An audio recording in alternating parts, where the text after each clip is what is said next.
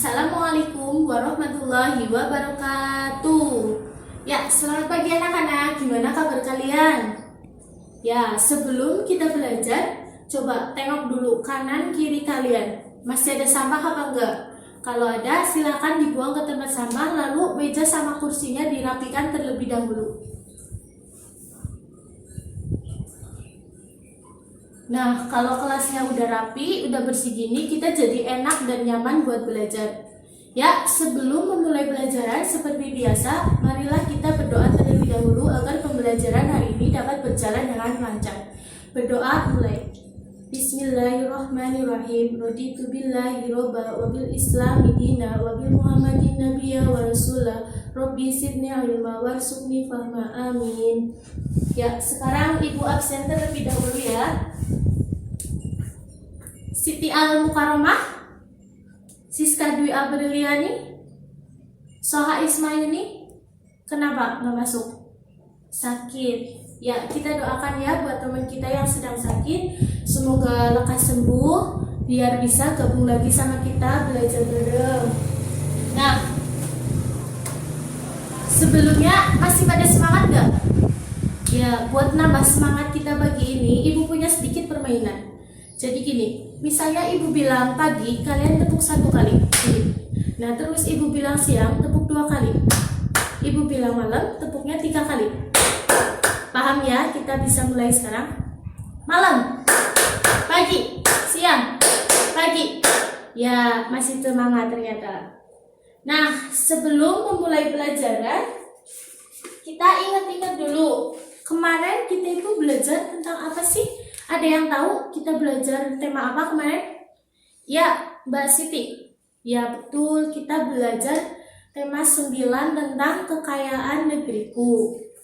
Nah, di situ kemarin kita juga ada nyanyi. Kita belajar tentang hak, kewajiban, serta tanggung jawab kita sebagai manusia terhadap lingkungan.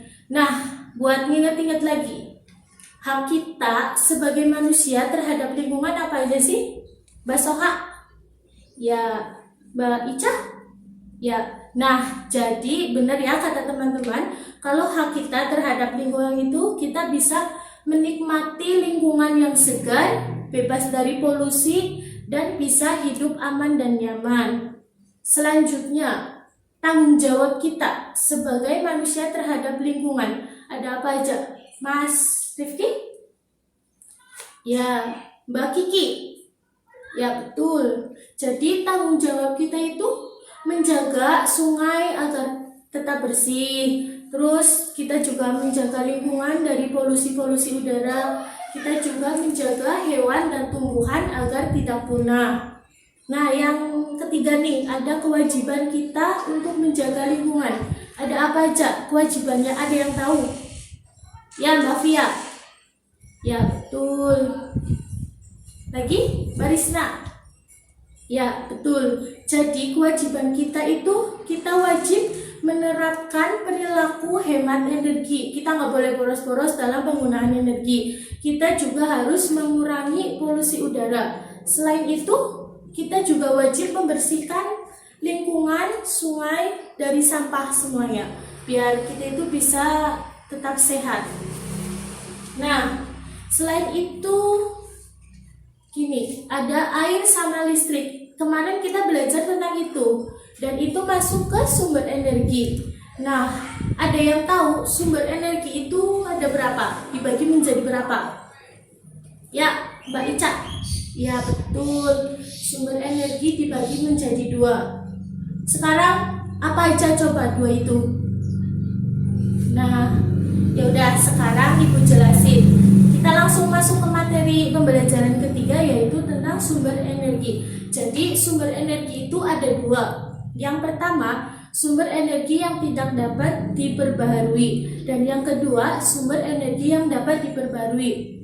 Nah, apa sih sumber energi yang tidak dapat diperbaharui? Sumber energi yang tidak dapat diperbaharui adalah sumber energi yang berasal dari alam, yang misalnya kita gunakan terus-menerus, itu lama-kelamaan akan punah.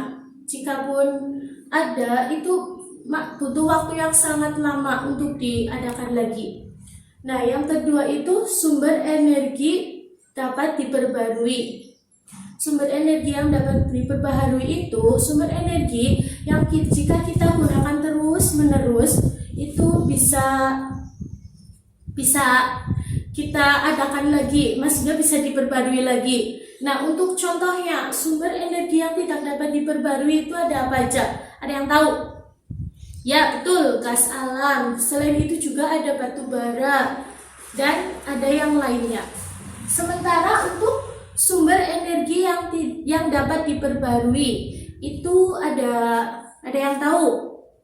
Ya, ada matahari, ada air, hewan, tumbuhan, dan sebagainya. Nah, sekarang Ibu punya contoh gambar sumber energi ya. Ini ada beberapa siswa yang maju buat nunjukin mana sih sumber energi yang termasuk.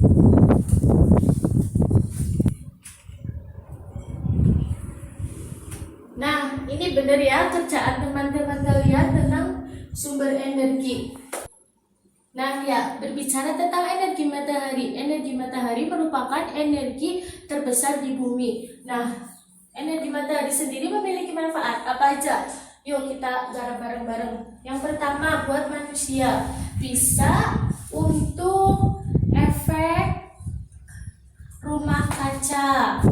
Nah, untuk alam bisa untuk menerangi. Untuk hewan sendiri untuk menambah vitamin D.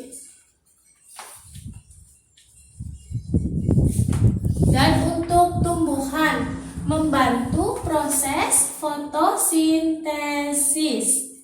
Nah, ini ya, kalian bisa tulis dan lanjutkan sendiri manfaat energi yang ada di matahari. Nah, untuk selanjutnya, Ibu mau kalian silakan tulis instrumen wawancara tentang identifikasi sumber-sumber energi yang ada di lingkungan rumah. Ibu kasih waktu 5 menit. Ya, sudah selesai. Silakan pertanyaan itu nanti kalian wawancara ke orang tua ataupun tetangga di rumah. Nah, berhubung waktu udah mau selesai, Ibu kasih tugas kalian. Jadi kalian bersama orang tua kalian di rumah diamati penggunaan energi yang ada di rumah. Apakah kalian boros ataukah hemat? Ya, sekian pelajaran dari Ibu. Wassalamualaikum warahmatullahi wabarakatuh.